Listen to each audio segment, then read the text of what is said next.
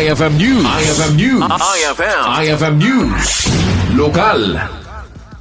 Balaygian Naiwayat ti bloodletting activity kan I-check up iti Kapitolyo Probinsial iti Kalabesa.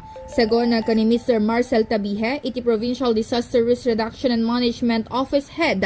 Nakibinuligda iti biyang ti Red Cross kan iti Environment and Natural Resources Office iti Provincial Government of Ilocos Norte tapno mapagbalin tinadakamat nga aktibidad. Mainay iti rayto italupulog at maysay tinagbali na successful donor ang nakaidonar dagitoy iti 450cc ti dara iti tunggal maysa.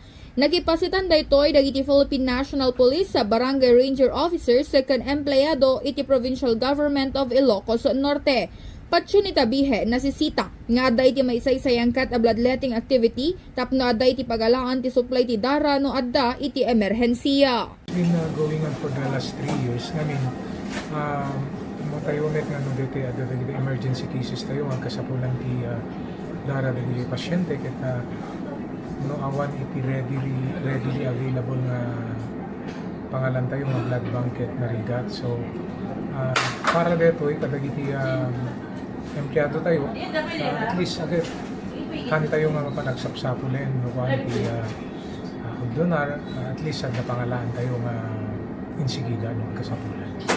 Kabayatan na naigidan pa iti pan na kayawayat ti I-check up babaan iti koordinasyon ti Carmeli Eye Center nga dinarayan tinarway a benepisyaryo. Para iti IFM News, Idol Bernadette Toledo, Tatak, IFM. IFM News. IFM News. IFM News. Lokal.